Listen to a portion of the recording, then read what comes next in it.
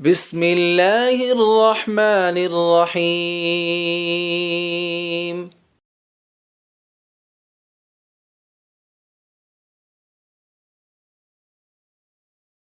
شرور أنفسنا وسيئات أعمالنا، من يهده الله فلا مضل له ومن يضلل فلا هادي له.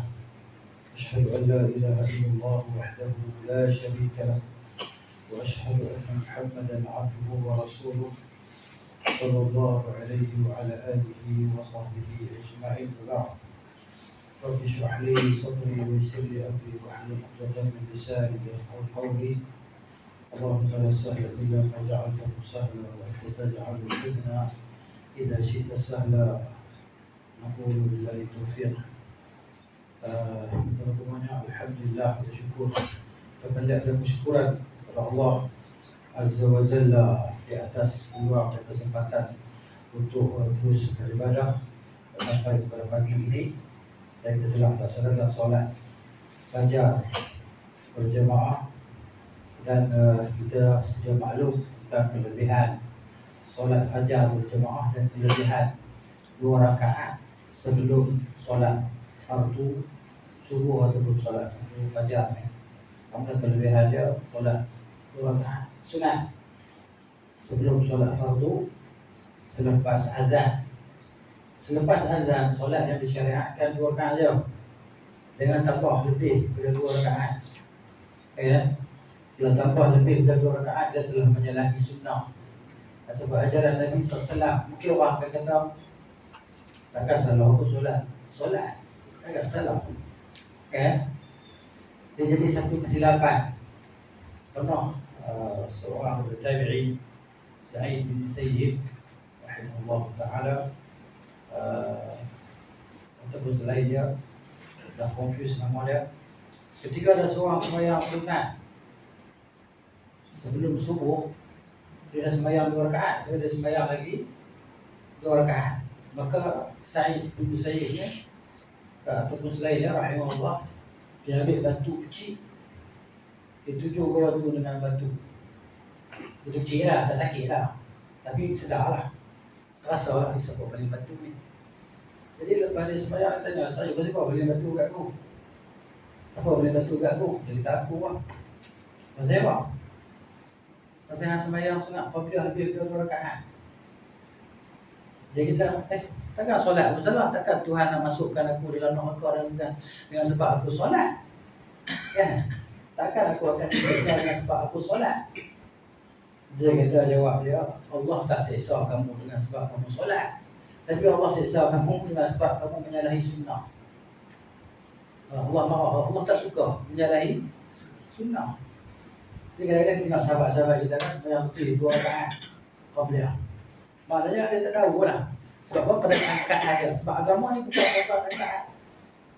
Sebab tu kata ulama, dinuna dinul tiba' la dinul fikri wal ibtida'. Agama kita agama ikut, bukan agama raja-raja ada rasa-rasa. Rasa macam tu boleh, apa salahnya? Apa salahnya? Solat kan? Jadi begitulah dia ajaran Nabi SAW. Kalau sudah tu baik Nabi buat banyaklah, Nabi buat 2 rakaat je qabliyah subuh. Jadi kelebihannya apa dia Nabi kata? Kelebihannya Nabi kata SAW, rakaat al-fajr khairun min ad-dunya wa ma fiha. 2 rakaat sebelum fajar, sebelum solat subuh, 2 rakaat. Siapa kata? Nabi kata sallallahu alaihi wasallam, shadiqul masduq. 2 rakaat fajar lebih baik daripada dunia dan isinya. Kalau 2 rakaat sunat, kalau 2 rakaat sunat lebih baik daripada dunia dan isinya, macam mana dengan solat fardu? Itulah aula wa afdal wa a'la. Lebih utama dan lebih afdal solat fardu tadi. Contohnya lah macam solat Isyak berjemaah kan. Dia kadang-kadang orang dia tak faqih, dia tak ada fiqhul awlawiyat, dia tak tahu mana nak tahu mana yang lebih utama dan mana yang kurang keutamaan tadi. Mereka mengejar solat tarawih berjemaah dan meninggalkan solat Isyak berjemaah. Sedangkan solat fardu itu lebih utama, berganda-ganda daripada solat sunat. Ini dipanggil tak ada kefaqihan dalam agama. Tak faham. Ya, boleh dapat pahala kalau kita datang orang sembahyang solat tarawih kita ikut imam boleh dengan solat fardu boleh ya, tak lah. Tapi terlepaslah kita 2 rakaat bersama dengan imam lain. Nak ceritanya fardu ni lebih utama daripada sunat. Ya, dan pas ibadah dia panggil mutafawitah. Al-ibadatu mutafawitatun fil fadli wal thawabi. Ibadat ni dia tak sama dari sudut taraf kedudukan. Solat Isya berjemaah tak sama dengan solat Fajar berjemaah tak sama. Sebab Nabi kata inna azmal jazai ma'azam al-bala. Atau maqal Nabi sallallahu semuanya pahala ganjaran itu mengikut macam mana kepayahan kesusahan kita tadi. Nabi kata sallallahu salatul isya man shalla al-isya jama'atan. Barang siapa yang solat Isya berjemaah, faka'anna maqam al-laila nisfahu. Seolah-olah dia telah mendirikan malam itu separuh daripada malam qiyam. Solat Isya berjemaah. Masya Allah. Tak mahu solat sunat lagi. Jika orang tahu fadilat dan al-fadl wal-fadilah, kelebihan dan keutamaan itu tak akan tinggal. La adawhuma walau habwan. Allah nak mari solat berjemaah tadi. Man shalla al-fajr jama'atan. Hadis riwayat Uthman bin Affan radhiyallahu anhu. Man shalla al-fajr jama'atan. Barang siapa yang solat fajar berjemaah, faka'annama qama al-laila kullahu. Seolah-olah telah mendirikan qiyamul lail sepenuh malam. Masya Allah. Ini kelebihan ke atas orang yang mempunyai ilmu pengetahuan. Sebab dia melakukan amalan di atas dasar ilmu yaqin, ilmu sahih. Okay? Kalau kita main ikut-ikutan, orang buat kita buat, dia tak lama. InsyaAllah pahala dapat pahala, tapi dia tak lama. Keistiqamahan itu tak lama. Bermakna kita buat sesuatu dengan pengetahuan yang benar, sahih. Puas hati kita. Gitu, alhamdulillah. Jadi yang berlalu yang lepas saja kan. Maknanya kita dah cerita-cerita yang kita dapat tadi, insya-Allah. Ya, campur dengan solat Isya lagi berjemaah, campur dengan solat tarawih lagi berjemaah, masya-Allah. Jadi solat subuh lagi, berapa banyak pahala Tuhan bagi kita ni. Banyak sangat. Dia sebut tentang pahala ni, kita tak kira ukur pahala bersama. Cuma yang Nabi sebut tentang pahala tentang qiraat lah. Solat jenazah dapat satu qiraat sama dengan besar bukit Uhud. Kan? Nabi bandingkan sallallahu alaihi wasallam. Jadi alhamdulillah nikmat. Ini nikmat yang terbesar. Kan? Allah Taala beri qiyam. Jadi pada Qabliyah subuh tadi juga kan. Ada orang menisbatkan yang dia solat tu untuk solat apa ni, sunat wudu. Tak salah solat wudu. Kan? Solat wudu boleh nak solat, tapi nak cerita tentang Qabliyah tadi. Ala kulli hal, solat wudu ni bila kita ambil wudu, kita solat apa-apa dia masuk dalam surah. Ada kita rangkat sekali. Rangkat dia macam tahiyatul masjid. Tahiyatul masjid dia kan. Kita dah masuk masjid ni, mana orang dah azan, kita solat Qabliyah 2 atau 4 rakaat sebelum zuhur kan. Nanti rangkat tahiyatul masjid tadi. Dikira sekali. Ya. Itu insya-Allah taala. Kan? Tapi nak cerita je kata, sebelum solat fardu ni yang masyru'nya adalah 2 rakaat selepas azan subuh. Itu yang disyariatkan. Tidak Sa'id bin Sayyid dia tak balik orang tu lah. Dengan batu tadi kan. Bukan sakit lah, batu kecil je. Tak bagi syarat orang tu tadi. Baik, itu kelebihan ilmu lah. Jadi alhamdulillah Allah bagi kita kepada kelebihan pahala tadi. Kemudian kita dah solat, duduk dalam taman syurga orang, insyaAllah taman syurga Rawdatun min Riyadil Jannah. Taman-taman syurga yang turun padanya As-Sakinah turun. Wa ghasyiyatuhum rahmah, diliputi oleh rahmat Allah Subhanahu wa taala dan sakinah pada kita. Kemudian wa hafathumul malaika, para malaikat datang menghampar dan sayap-sayap mereka bersusun sampailah ke langit dunia tadi. Ada malaikat-malaikat yang macam tu. Ya. ada orang solat tarawih malam terus solat tarawih itu isyak sebelum isyak lepas. Inna lillahi wa inna ilaihi raji'un. Ya.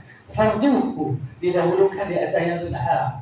Dia sebab dia nak kerja tarawih semua imam, nanti lepas tarawih dia semua isyak. Nanti salah lah, kalah. Salah lah. Disuruh kita solat fardu tu lebih utama lah. Semua isyak dulu lah. Sebab tarawih qiyamul lailnya selepas solat isyak. Qiyamul lail. Kalau witir selepas solat isyak. Sebab tu kalau kita musafir, kita dah sembahyang jamak takdim. Jamak takdim saja kan? Maghrib, isyak sembahyang pukul 7.30. Mana lepas isyak kita boleh solat witir lah. So witir selepas solat isyak. Jadi kita solat fardu, lepas tu kita pula solat tarawih. Sudah sunat tadi kan? Dia cerita dah. Jazakallahu khairan. Jadi kan, mungkin dia rasa masalah ni bahaya dalam agama ni. Tak boleh rasa asal masjid tu asal apa kan, dalam agama tak boleh. Agama ni ada tak ada right maka tu kan salah betul. Dia tak ada subjektif ada. Subjektif ni kita boleh kan main karang, ini objektif. Betul ya salah? Kan? Pahala dengan pahala dengan besar. Itu ya. Bila kita buat benda yang kita sangka ibadah, tapi dia bukan ibadah, ada pahala atau tak ada pahala? Dia tak ada pahala dan dia besar. Sebab tu Nabi larang benar-benar perkara bid'ah ni dalam agama ni. Terus dia main cerita lah laku di ibah ni bid'ah ni, cerita lama orang jawab. 200-300 tahun dah orang jawab. Baru nak tanya soalan tu kan, tapi tu ibah ni bid'ah. Laku di bid'ah. Ni nampak sangat orang tak mengerti juga tanya soalan yang macam ni kan. Kalau tak tahu juga tanya lah. Tak tahu juga kan tanya juga. Tapi tu Ustaz, lipat-lipat ni dalam Nabi mana ada ni. Kita buat bid'ah buat dosa lah benda-benda macam ni kan. Jawapan tu sebetulnya dah masa tadika dah dapat dah jawapan tu. Tapi kalau jawab tanya lah jawab insya-Allah. Baik. Sambung kita kepada tajuk kita dalam mukadimah tadi. InsyaAllah ni mukadimah sikit kan. Sikit apa tak tahu lah berapa minit lah. Kita masuk ke tajuk kita berkenaan. Masih lagi dalam maknanya adab marah ni. Masih lagi dengan sifat marah ataupun adab ketika marah ni kan. Muka surat 309. Tambah bulan-bulan puasa ni mesin 34 darjah ni kan. Panas luar dalam. Silap sikit. Lambat terfilan dia potong kita tu. Terfilan kan. Hijau kan. Baru nak pukul dia. Dia tak apa lah dia auto mana manual. Baru nak tekan kelas. Dia zoom potong. Oi marah tu. Tengok 34 darjah betul pun. Temperature kan. Dia nak kontrol marah tadi. Dia nak tunjuk pada orang depan tu yang dia marah. Baik. Jadi masih lagi poin yang ke-10. Jangan membalas keburukan dengan keburukan yang berlebihan lah. Maksudnya buruk boleh balas buruk, tapi setara lah. Dibenarkan. Mana dibenarkan. Jentik telinga kita bagi, jentik telinga ada balik. Dibenarkan. Tapi kalau kita jentik kedua telinga dia, zalim lah. Dosa. Ya. Gitu. Tapi yang terbaiknya memberi maaf lah. Baik, kita sini muka surat 309. Apabila seseorang dijelek-jelekkan, dicemooh, dicela, tak kisahlah kan. Kalau dia ingin membalasnya, dia nak balas orang yang jelekkan dia tadi, maka tidak selayaknya ia berlebihan dalam membalasnya. Kalau nak balas jugalah. Surah Allah Ta'ala sebut dalam surah An-Nahl ayat 126, Allah kata, a'udzubillahi minasyaitonir rajim, wa in 'aqadtum, kalau kamu nak balas, fa'aqibu, maka balaslah bimithli ma uqibtum bihi, seumpama kamu kena tadi. Seumpama. Tapi kita pun tak tahu dia punya mood dia macam mana no? Dah jentik tadi kan. Mungkin dia jentik sikit kan, kita tak boleh nampak tu. Itu dah lebih lah. Lebih rendah lah. Ya, betul.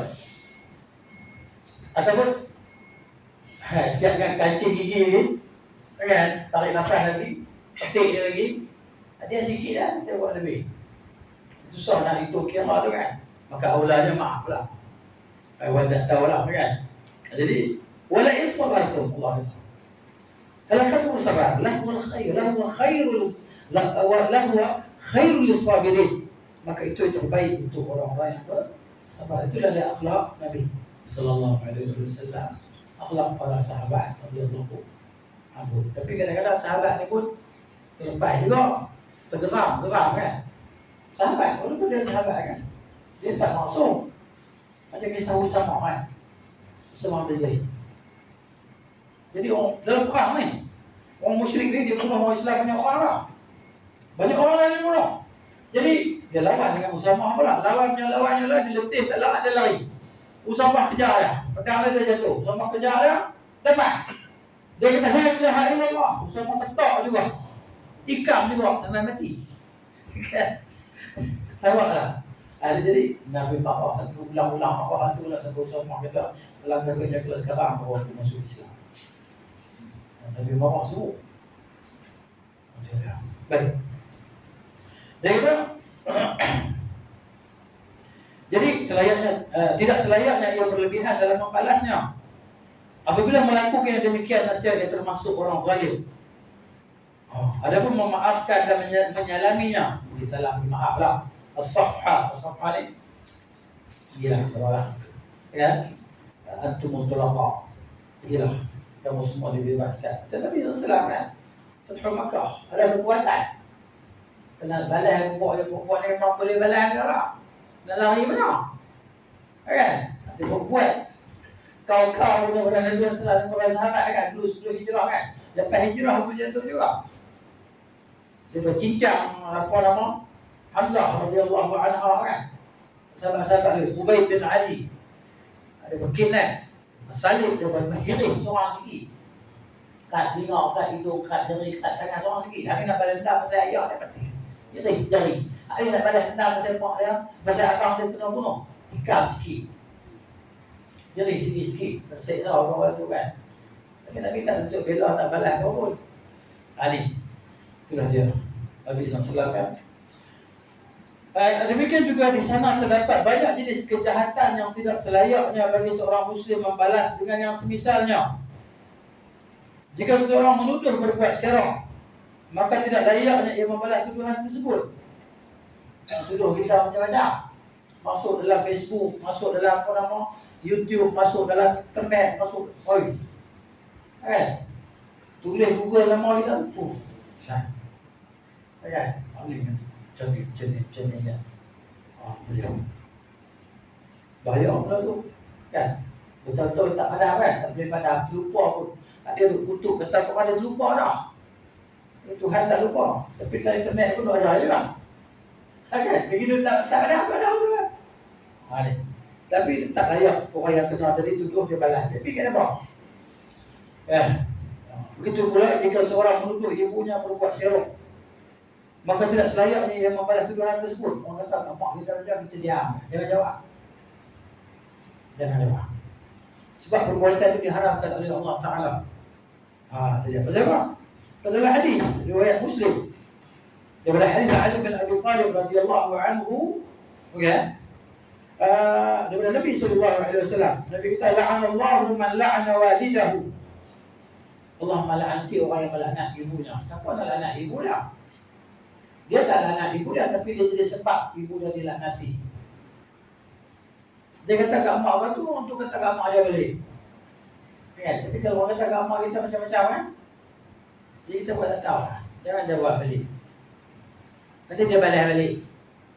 Jadi kita jadi sebab mak kita dilaknati. Itulah kata Rasulullah, la'anallahu man la'ana walidahu. Dan sebenarnya hadis itulah. Ya. Apabila setiap Muslim melaksanakan adab sebagaimana disebutkan dalam bab ini, ketika marahlah, kita masih lepas marah lagi ni, tentu hal itu lebih baik bagi mereka, serta akan berkuranglah kesalahan dan dosa yang kerap kali muncul akibat emosi. Emosi ni bahaya kan. Belum kosong ni kan. Itulah dia maknanya pengaruh puasa tadi. Dah letih dah apa kan tadi kan.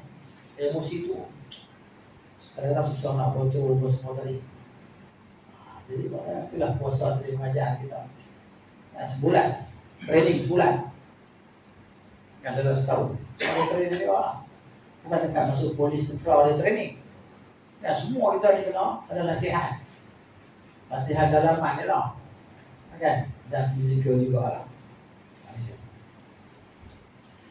Selain itu, manusia tidak akan terjerumus ke dalam hal yang diharamkan. Benda yang Allah Ta'ala marah kerananya. Hanya Allah sajalah tempat kita memohon. Jadi maknanya untuk jaga diri kita, sikap kita minta kepada Allah Ta'ala. Ada doa yang Nabi ajarkan. Allah, aku minta kepada kau akhlak yang baik, ya. Bika min munkaratil af'al. Aku minta berlindung kepada kau daripada akhlak perbuatan-perbuatan yang mungkar, yang keji ni kan. Doa kepada Allah. Sebab kita bukan semua jenis akhlak dari jibillah ni. Akhlak yang Allah Ta'ala cipta kita akhlak memang ya. Ada orang yang macam tu, akhlak dia macam tu. Dia tak hati nak marah orang, tak hati nak cakap kasar-kasar. Orang marah dekat dia, orang kata dia senyum. Ya, ada 1,000 satu, 1,000 satu pun. Ya, sebab kita dilahirkan macam tu. Kita ada akhlak-akhlak yang yalah syaitan kan. Gitu. Kemudian inilah yang dimudahkan Allah bagi kita daripada adat yang berhubungan dengan marah yang jumlahnya ada 10 adab. Alhamdulillahirabbil alamin. Ustaz, Ya. atau Ustaz seperti hadis kami itu mengenai Abu Bakar di kantor dia, kemudian dia dengar, lepas tu dia bangun, ada jawab. Tu Nabi kata masa kamu tak jawab tu malaikat bersama kamu, masa kamu jawab tu syaitan. Betul. Jadi itu hadis lain. Betul. Maknanya masa dia tu bila dia jawab kalau nak gaduh tadi, satu siapa tadi. Oh ini kan dia. Ya. Kemudian kita masuk pula dalam huruf fa. Al-fa'u maknanya al-fatwa, adabul fatwa. Adab memberi fatwa. Fatwa ni dia maknanya kaedah hukum lah ataupun penyelesaian bagi satu masalah lah. Kan, apabila orang tanya kita pada satu soalan, kita pun jawab soalan itu, maka kita bagi fatwa lah. Itu fatwa. Kan? Nabi kata SAW, istafti qablaka wa in aftaka an-nas. Mintalah fatwa pada hati kamu walaupun manusia bagi kamu fatwa. Jadi pada perkara yang ada kesyubhat dan keraguan lah, berdasarkan ilmu lah. Ya. Jadi contohnya pada khilaf. Pada khilaf kita belajar dalil ni, kita belajar dalil ni. Bukan khilaf yang muktabar lah, khilaf yang muktabar yang dibenarkan dalam agama, dalam masalah fiqh lah. Dalam masalah akidah tak ada khilaf. Akidah tak ada khilaf. Yang khilaf ni masalah kefahaman, kan, pengamalan suatu hukum. Ulama berkhilaf, boleh ke ni, boleh ke ni. Contoh makan boya boleh tak? Kita juga dah banyak lain makanan, cari boya makan apa, bulung terlalu mana sangat, makan lagi boya ni. Tapi kita tengok ada tu kan, dia buat apa, chef Arab tu kan, chef Arab dalam YouTube, chef Arab tu chef kan. Lupa yang kalau lah, dia ambil nak boya kan, tanggung nak boya tu dia siap-siap semua kan. Lepas tu dia buat upah kan, bunyi semua dia pegang makan tu, very delicious. Kita tengok makanan lain dia nak buta kan. Kopi teh kusam. Kopi teh kusam dah kan. Jadi bukan khilaf kan, siapa khilaf? Bukan khilaf tahu mana. Khilaf kan Nabi kata naha an kulli ذي بخلب من السبع وعن كل ذي ناب نهى عن كل ذي بخلب من الطير وكل ذي ناب من السباع. Hadis itu Nabi SAW larang daripada yang mencekam mangsa dia boleh jenis burung, dan yang pemangsa daripada haiwan buas ni yang bertaring. Bila tengok boyok ada taring ke tak ada. Tak tahu jadi khilaf tu. Dia kata boyok ada taring. Dia ada gigi, cuma gigi dia macam gaji ya. Macam gergaji ya. Gigi tajam. Tapi taring dia tak mana. Taring ni alat panjang tu. Biar pada hal lain tu. Satu yang khilaf tu. Bila selak-selak mulut boyok tengok taring tak ada. Boleh makan. Kan kata tak boleh makan dia taring dah. Kan, tajam taring dah. Tidak, muktamar. Ya. Tadi contoh kat saya tak mau makan lah. Tapi buat saya makan lah. Dia bisa sembelih makan masak pijak. Masak sup. Kan? Buat kan? Buat. Bukan dewa kampung tu. Dewa kampung tu kan buat. Makan. Ni. Dia sudah. Ya. Soalan dia lah. Ya. Baik. Termasuk pula ada fatwa tadi lah. Fatwa dia bagi fatwa, maaf tuan-tuan, dia fatwa tentang khilaf yang muktabar. Bila yang muktabar tadi. Ya, jadi kata macam ni lah, dua lah. Itu dia makan ni dua lah. Ada satu lah. Pasal apa ulama khilaf itu? Pasal hal kata dua lah, kita pun tak jelas pasti. Kalau jenis darah, kita pernah sebelah. Jenis hariak atau jenis adalah air ni, itu tak terus sebelah. Itu kita ambil macam ikan. Itu yang saya kata ni. Ni hidup darat ke laut? Darat ke air? Jadi confuse. Boleh makan ke tidak makan ni? Maka curah. Tinggal lebih baik daripada buah. Tapi kalau tak, ni dia naik ke darat, naik telur. Lepas tu, saya masuk laut balik. Dia kan hidup dalam darat macam penyu. Penyu kan? Dia mana telur dalam laut? Telur di pantai. Kalau boleh kita pergi makan telur lah. Tapi kalau kita tangkap, tanggung dia ya. Kan? Itu sport dia kan? Jadi kita pasal apa tak makan lagi dah. Maldives makan. Kawan-kawan saya duduk Maldives mengaji tadi kan. Kau makan lagi minum. Sedap lah sih, saya kata macam lagi lebih. Kan? Kita tak ada lagi penyu. Sebenarnya dia tak bawa main sikit. Kan? Duduk Maldives. Gaji sekali ya. Kita macam lagi lembut tak, dia pun tahu saya kata dia tak tahu lah. Kita lazim dan sedap kan. Ada dia. Baik. Sebenarnya kita tengok buku ni kata Allah. Semuanya ilmu tentang agama Allah dan menyebarkan di tengah-tengah manusia dengan cara yang benar. Serta memberikan fatwa kepada manusia mengenai perkara halal dan haram. Dan menjelaskan hukum Allah dalam berbagai masalah merupakan suatu perkara yang sangat penting dan sangat besar urusannya serta paling tinggi kedudukannya. Sebagai hasilnya, manusia dapat melaksanakan perintah Allah Subhanahu wa ta'ala.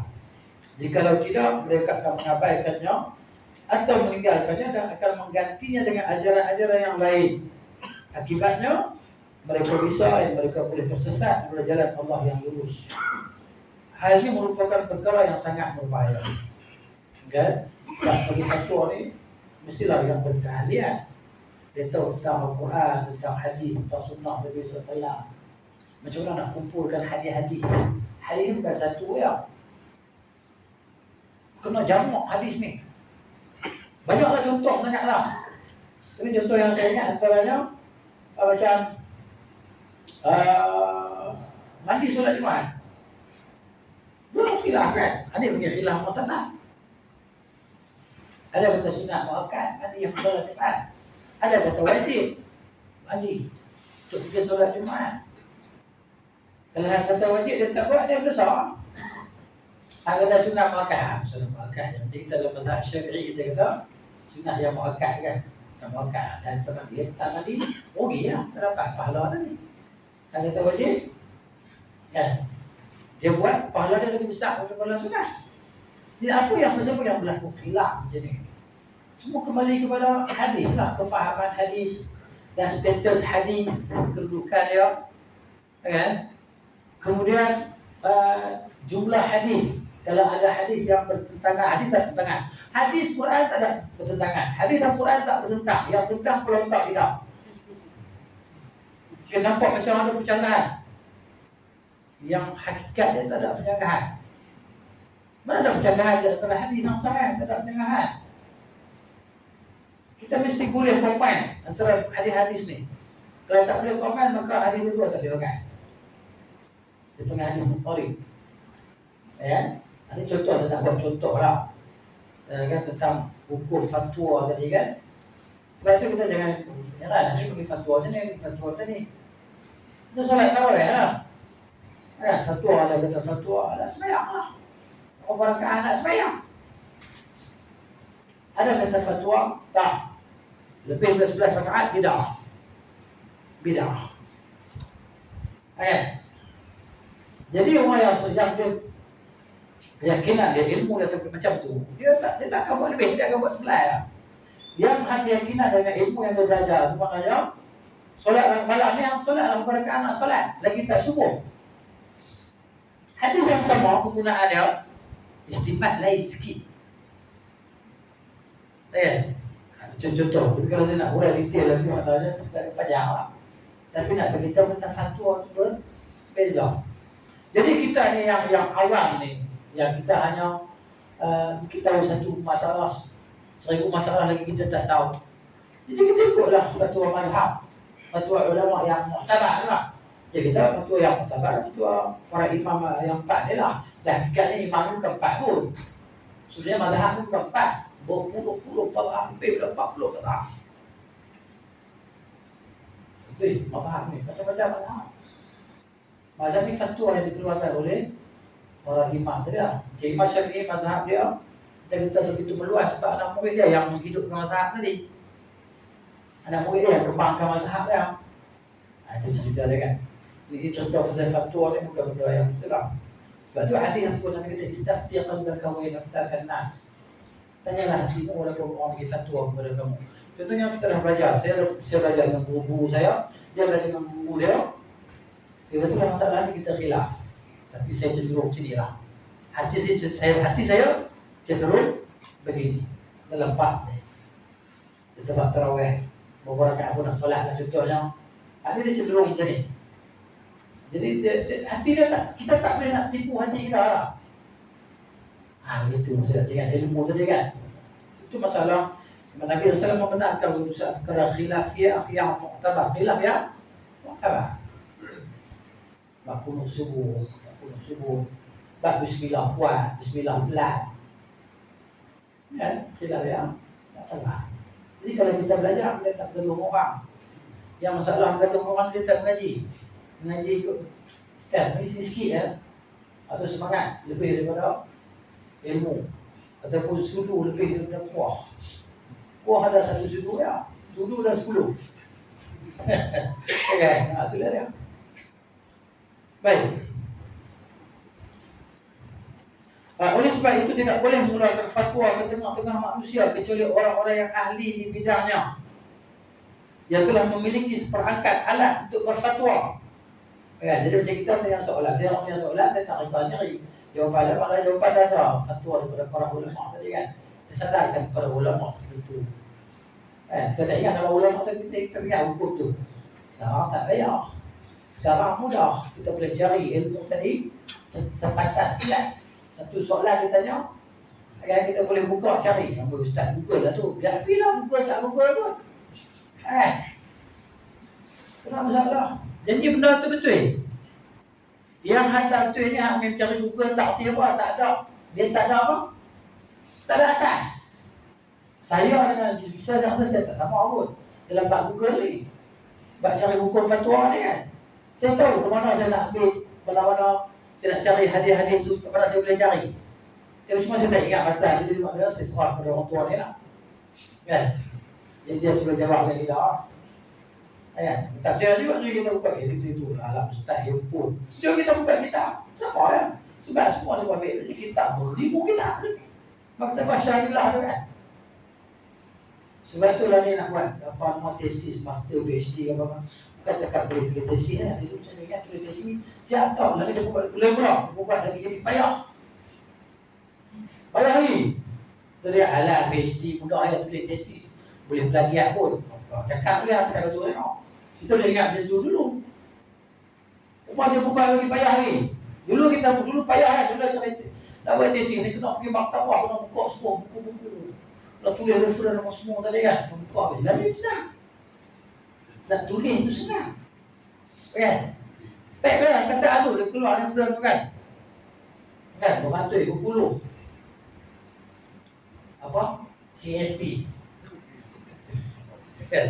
Tapi dia buat dah boleh pula dia jadi payah. Ada cara dia buat tu. Kan? Kemudian dari sini. Kalau tidak demikian fatwa-fatwa itu dapat menyebabkan tersebarnya kesesatan dan kejahilan. Ada beberapa adab yang berkaitan dengan fatwa. Di antaranya ada yang khusus bagi orang-orang yang meminta fatwa. Khusus bagi orang yang nak tanya tadi adab dia. Ada nak tanya soalan apa tadi kan? Kan? Tanya ni nak tahu kan? Tanya nak uji ke? Tanya untuk bagi orang lain tahu. Tanya memang tak tahu. Satu. Dia memang tak tahu. Maka dia tanya. Yang kedua dia nak try. Aku nak test tengok ustaz ni. Ya. Boleh tak boleh? Dia pun tanya soalan ustaz. Oh tak boleh punya ustaz ni. Yalah mungkin soalan dia tanya tu kita tak boleh jawab. Tapi soalan lain boleh jawab. Tapi soalan subjektif ni kan. Macam boleh ni ya. Jawapan dia. Tapi dia punya asas mesti ada lah. Mi kena ada. Nak goreng mi? Boleh mi? Mi tak ada. Ada laksa tu bukan mi. Boleh. Kita untuk dia jadi mi. Asas kena ada kan. Itu kita jawab soalan tadi. Tanya nak tahu. Tanya nak uji. Tanya tahu dah jawapannya. Tapi nak bagi orang sebelah ni tahu. Dia dulu cerita kata dia tak layan. Masa dia satu level dia ingat. Satu level. Kita ada satu level dia ada. Mari tu Syekh besar lagi. Kan kita nak tanya soalan. Jawapan tu ada dah kat kita. Cuma yang kita nak bagi dia tahu jawapan yang ada pada kita tadi. Yang kita cerita dia tak terima. Kata hang aku 2 kali 5 kali 2 ya. Lepak kedai mana? Kan? Dia tarik sejam. Kali kurang sejam lah dia tarik sebelah. Kan? Itu dia. Baik. Dia kata, dengan pertolongan Allah Ta'ala saya akan menunjukkan sebahagian daripada adab-adab tersebut. Mula-mula adab orang yang meminta fatwa. Adab orang yang minta jawapan tadi kan. Yang pertama niat yang benar lah. Niat dia memang nak tahu sungguh. Wajib atas orang yang meminta fatwa ketika dia pergi menemui seorang mufti agar meniatkan dari materi pembahasan dan pertanyaannya serta kedatangannya kepada mufti itu. Mufti ni orang yang ditanya fatwa lah. Itu isim maf'ul. Mufti ni bahasa Arab. Tapi kalau dia dirumikan, dia melayukan kan. Sebenarnya perkataan bahasa Arab ni banyak kita dah guna Arab. Ya, cuma kita nak sambung-sambung kan. Sehat. Bahasa Arab. Ya. Jadi solat bahasa Arab. Dia banyak kata. Fatwa bahasa Arab. Jadi serta kedatangannya kepada mufti itu untuk mengetahui mana perkara yang wajib dan yang tidak wajib. Sebab sahabat-sahabat dulu dia pun tak tanya. Kalau bab sunat wajib pun tak tanya. Sahabat-sahabat Nabi radhiyallahu anhum. Dia pun nak tanya benda tu. Boleh buat ke tak boleh buat? Dia pun tak tanya Rasulullah ni sunat ke wajib. Kalau sunat tak apa. Tapi kalau wajib saya buat. Dia pun tak tanya begitu. Dia pun yang janji ada fadilah, ada pahala. Cumanya dia pun tahu ada hak wajib tu pahala lagi besar daripada yang sunat. Ya, sebab dia Rasulullah boleh tak begini, boleh tak begini? Rasulullah akan jawab. Dia boleh, dia tak boleh. Dia kata ya Rasulullah ni harus ke wajib ke apa haram ke apa ni? Larangan ni kan. Bila ada aja larangan, hadapi tak suka, dia tak buat terus. Kita kalau kita tak boleh tu. Haram. Mana haram? Makruh je. Lepas tu buat puasa. Kena danggil sekotak. Okay. Sekotak kursi ramai lah. Bukan seorang. Okay. Kena 10 semua bisa danggil. Okay. Satu kotak ada berapa pedang? Tak tahu. Kan memang tak tahu semua betul. Okey. Sebenarnya itulah. Tanya apa? Itu apa haram tu? Makruh je. Okey. Makruh tu apa bang? Makruh tu apa bang? Dia tahu tapi dia tak macam apa. Okey. Makruh yang benci kan? Kalau yang benci tak buat apa-apa. Bukan dia kenyang rokok ni. Jadi kita tengok kadang-kadang manusia ni dia tak cerdik. Dia makan benda tak boleh makan. Kan? Memang seorang kita tengok pun tak boleh makan benda tu hisap bukan ada puasa. Lepas tu masuk dia keluar balik. Cuma dia cara keluar tu tak sabarlah. Ada yang keluar ni berbunga-bunga. Dia boleh buat keluar bunga. Ini memang hotel je lah. Okay. Pakai isap rokok. Dia boleh buat depan kita kan? Bunga. Kejut je tak? Ha? Jadi kita kata haram, rokok ni haram kan? Kita mesti kan? Saya kalau tersebar sebut abang haram pun saya buat. Dia bukan haram dari surau dalam masjid ya. Kawasan surau. Dia boleh dapat rokok atau bukan belakang kawasan masjid Surabaya. Di mana saja. Ada je. Baik. Dia kena tahu benda wajib tak wajib, benda haram, benda halal kan. Hendaklah ia meniatkannya semata-mata mencari redha Allah Ta'ala. Di Indonesia Tok Guru bisa buka. Ada perkataan wali ni kan. Ada masalah lebih mengaji di Indonesia boleh disokong bagi kita kata yang ni pengajar tu. Bagi dia bukan pengajar. Dia tak sokong ah. Awak haram ke? Orang haram ah. Jadi tapi tubuh pemisah ah. Guna kaedah dalil tubuh. Tubuh dia bagi sokong. Ada di Indonesia lah, ada di Indonesia. Alhamdulillah ada. Ya. Ada. Baik, nak saya tanya tadi dia meniatkan sesuatu yang nyata. Yang saya tidak yang meniatkannya semata-mata mencari redha Allah Taala dengan melakukan sesuatu yang nyata. Bahawa hal itu wajib baginya secara syar'i atau perkara itu lebih disukai Allah Taala jadi sunat. Ya, sunat ni kita orang Melayu kita sebut sunat kita fahamlah. Tapi kalau sebut sunnah ni maknanya dia boleh ingat kata sunat. Dia kata sunnah ni bukan semata-mata sunat. Wajib pun sunnah juga. Sunnah Nabi SAW. Bila sebut kata sunnah Nabi ni ada yang wajib, ada yang sunat. Tapi istilah Melayu kita ni, disunatkan, maknanya dianjurkan. Tak buat, tak apa. Buat dapat, tak perlu. Itu. Tapi dalam istilah, kita pun dalam istilah, kan? Bila sebut kata sunnah ni, sama ada wajib ataupun yang sunat tu lah. Tapi perkara itu lebih disukai Allah Ta'ala itu kalau sunat lah. Kalau sunat dalam bahasa kita.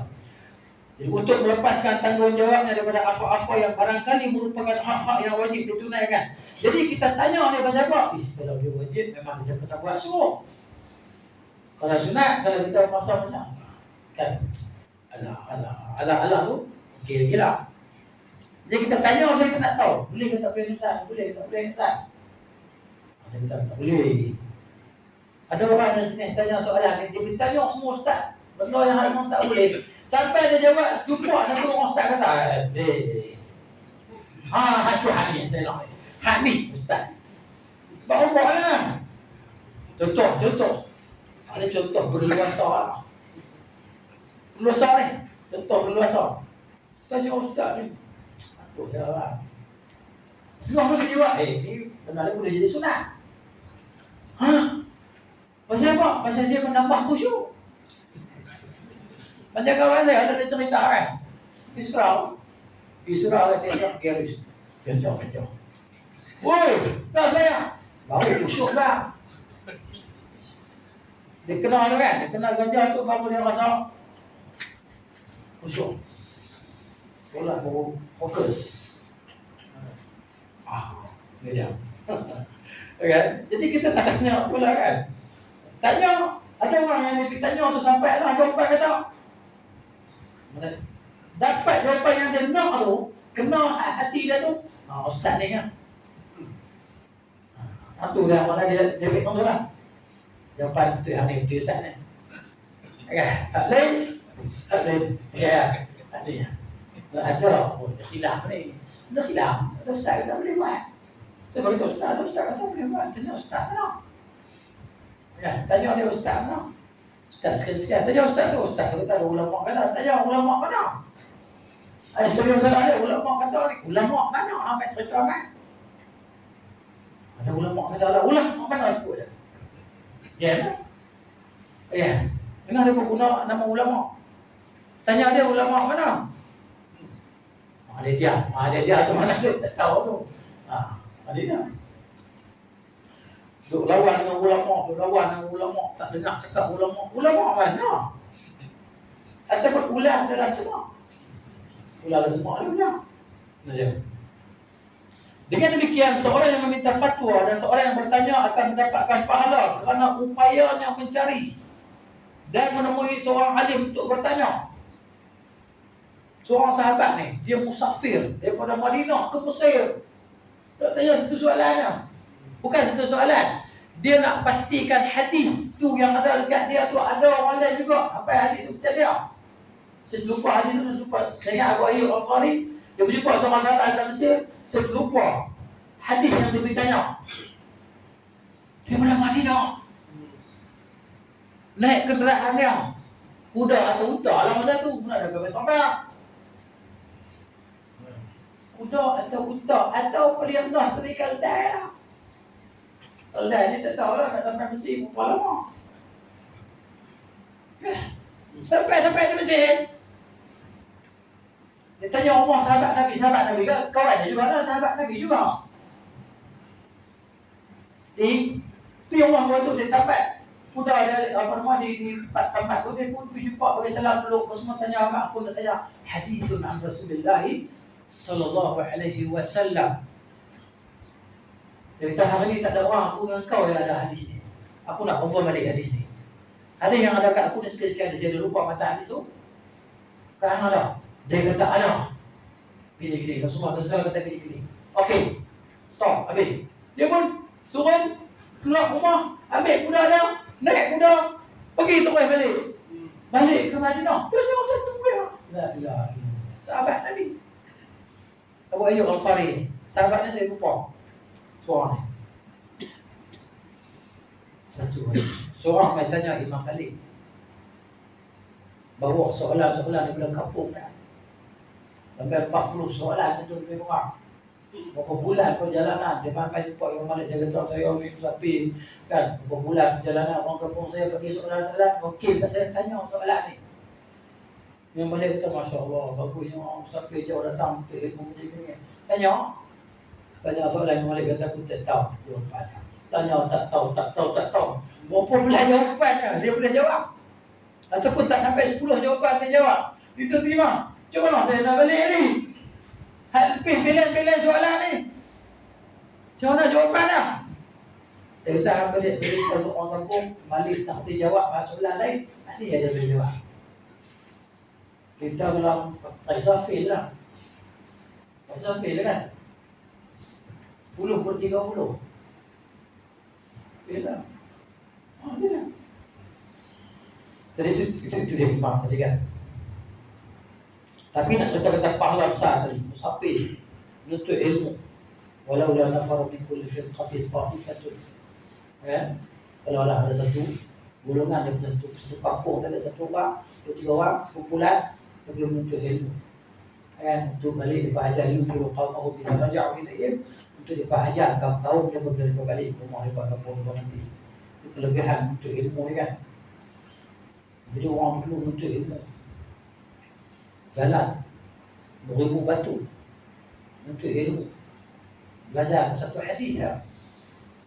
Sekarang ni kita kata ilmu ni mudah didapati.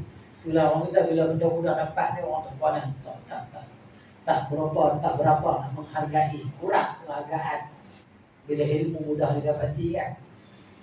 Tapi kalau ilmu ni payah, macam ilmu kebal. Ilmu kebal ni payah lah, kena pergi Indonesia. Nak pulang tapang, masuk hutan-hutan rimau, mana naik bukit. Mata-mata nak cari ilmu kebal. Kata jumpa tunggu dia pun mati. Tak ada jadi kebal, mati. Hak kebal pun mati. Baik, setiap amalan dia sebab setiap amalan tergantung pada dari niatnya sebagaimana yang telah dimaklumi.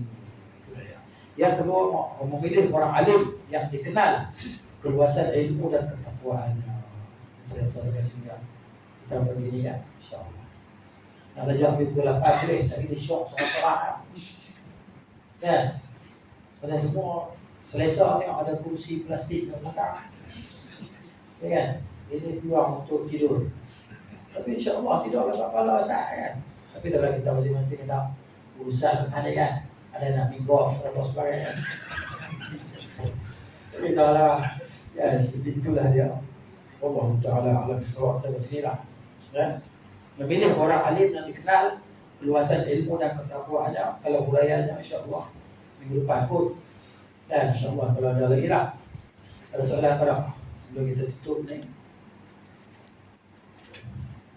Ya, terang. Macam mana nak tahu sesuatu yang kita buat dengan kita nak beramal baikkan apa? Yes. Kalau orang cakap nama Nabi sallallahu alaihi wasallam, kita kan kena cakap pada sallallahu alaihi wasallam. Kalau rasa kita cakap 3 kali sallallahu alaihi wasallam. Macam mana nak tahu benda ni bila kita tak baikkan? Okey, kalau kita nak tahu soalan lah. Kita nak tahu, nak beza benda tu bid'ah ke, benda tu tak bid'ah ke. Mula-mula sekali kunci dia tak ada lain lah. Kan? Kunci dia ilmu lah. Dan ilmu itu didapati dengan beberapa cara lah. Pertamanya, bertanyakan soalan. Kan? Kita kita mendengar lah. Daripada yang sumber yang benar lah. Sebab jawapan dia datang dari berbagai sumber. Cuma kalau kita nak pastikan sumber itu benar atau benar lah. Ya? Ahli dia ataupun tidak menyaksikan keahlian seseorang itu melainkan ahlinya juga. Jadi maknanya belajar, tanya. Kalau rasa ini asal macam sunnah, tapi sunnah mana dalilnya? Aku confuse dalilnya ada kata. Tapi macam dengar kata ada. Bila kita dengar kata ada benda tu sahih kata sahih. Kena pastikan pula kesahihannya, keabsahannya. Ya. Jadi kesimpulan dari jawabannya, tanyalah soalan. Ada yang tanya soalan tadi bab selawat dan salam. Selawat ni umum. Selawat ni mudah ya. Apa yang Nabi ajak kita baca dalam solat tu ada selawat yang kita baca. Bilangan dia, jangan kita tentukan lah. Okey. Lagi banyak kita baca selawat lagi baik dah. Kata Nabi sallam, tak ada bukan bid'ah kan. Kalau semua berapa saya nak solatkan? Saya nak jadikan bahagian solat antara Rasulullah dalam rumah saya. Ya, tapi kita ikut suka kamu, lagi banyak, lagi bagus. Kalau saya jadikan 1/3 dengan doa saya dengan berselawat kepada Rasulullah, okey lah, kita okey. Masuk hadis lah, bukan ada okey dalam hadis, tak lah. Masuk dia, makna dia. Kalau lebih saya buat lebih lagi baik. Sampai ada disebut sisi Nabi kata. Jadi saya jadikan seluruh doa saya tadi semua berselawat dengan Rasulullah. Nabi kata idan yukfa hambuka wa idan yughfar dhanbuka, kalau macam tu diampunkan dosa kau, wa tukfa hamaka, dan akan dicukupkan segala hajat dan kehendak kau. Ini yang saya. Ayat, ini selawatlah pada Nabi sallallahu alaihi wasallam. Selawat. Kita nak selawat 1000. Silakan. Aku bagi 1 juta mesti selawat tu dia. Ya. Dia tak buat 1 juta, dia mungkin orang 1 juta kan. Tak tahu dah sampai malam dia kena selawat 2 juta kan. Selawat, lagi banyak lagi. Bagus. Selawat ni mudah dia, kita dah baca dalam solat tu. Wah, salli ala Muhammad wa ala ali Muhammad. Khilaf pula dengan mahal Sayyidina ni boleh ke tak? Boleh tak? Boleh tak? Sayyidina Ali tak asal lah, cuma Nabi sebut. Nabi pernah menyebut perkataan Sayyid, ana Sayyid waladi Ibni Adam, aku Sayyid, ketua penghulu. Ini ulama agama jarang, ulama mana-mana. Kan? Jadi begitu. Maknanya, okey. Dalam solat kita iltizam dengan lafaz yang Nabi ajar. Dari luar solat nak sebut Sayyidina silakan lah. Tapi afdalnya sebut macam Nabi ajar. Allahumma shalli ala Muhammad wa ala ali Muhammad. Ya. Jadi sudah khilaf ada kita pendapat Sayyidina Imam bid'ah jangan buat dan sebagainya. Sebab yang Nabi ajar kita dia menyebut Allahumma shalli ala Muhammad. Tak perlu berkata Sayyidina ini kita punya khilaf. So dia orang. Tak boleh lah. Ya. Tapi dalam solat iltizam dengan apa yang Nabi ajar, iltizam ikutlah. Ya, Nabi ajar Allahumma shalli ala Muhammad. Itulah dia. Ala alihi wasahbihi ajma'in. Jadi Bila sebut ala ali Muhammad kan, maksudnya keluarga Nabi pun macam mana selawat ke atas keluarga Nabi pula. wa ala ali sekali ya, wa ala ali dan ke atas keluarga Nabi SAW. Ini juga ulama sebut berlaku sikit, ada yang sebut penjelasan lebih luas. Ali Nabi SAW, keluarga Nabi SAW dan juga seluruh orang beriman lah. Ada kata macam tu. Tapi maksudnya Ali, keluarga Nabi yang beriman je lah, yang tak beriman tak masuk. Abu Lahab tak masuk. Dia keluarga Nabi juga. Abu Lahab, Abu Talib tak masuk. Yang maksudnya yang beriman tadi lah. Sampai beli lah. Ya. Lagi ada bulan dan bintang. Bahawa kata Nabi Islam dan keluarga Nabi SAW. Allahumma salli ala Muhammad wa ala ali Muhammad. Dalam riwayat Allahumma salli wa sallim wa barik. Allahumma salli wa sallim wa barik ala nabiyina wa ala Muhammad wa ala ali Muhammad. Ada salawat, ada taslim, ada tabrik. Berkatan. Minta Allah Ta'ala selawat kepada Allah Ta'ala kepada Islam dan pujian lah. Pujian daripada kita minta Allah puji Nabi SAW. Selawat daripada kita untuk Nabi adalah untuk Allah Ta'ala angkat derajat Nabi SAW. Selawat daripada Allah, kan? Dan Nabi SAW dan para malaikat dan pujian terhadap. Selawat daripada Allah Ta'ala, kan? Adalah pujian terhadap Nabi SAW. Kan? Inna Allah wa malaikatahu yusalluna ala Nabi. Dan selawat daripada kita kepada Nabi Islam, doa mohon kepada Allah angkat darjat Nabi SAW tadi. Yang ke maqam al-mahmud. Ada taslim, ada salat, ada taslim dan ada tabrik. Allahumma salli wa sallim wa barik ala nabiyina ala Muhammad sallallahu alaihi wasallam. Bagaimana? InsyaAllah. Jadi itulah dia. Semoga Allah Ta'ala beri manfaat apa yang kita dengar dan disampaikan. Beri manfaat kepada yang bercakap dan dengar. Semoga memberikan perkembangan kebaikan kita bertambah-tambah. Pada hari yang tidak ada manfaat bagi harta dan anak-anak. Illa minatullah wa kulli salim. Dan orang yang datang kepada Allah dengan hati yang sejahtera dan jauh daripada kesyirikan kepada Allah Subhanahu wa Ta'ala. Jadi kita akhiri dengan Rasulullah ala nabiyyina Muhammad wa ala alihi wa sahbihi ajma'in. Subhanakallahumma wa bihamdika asyhadu an la ilaha illa anta astaghfiruka wa atubu ilaik. Assalamualaikum warahmatullahi wabarakatuh.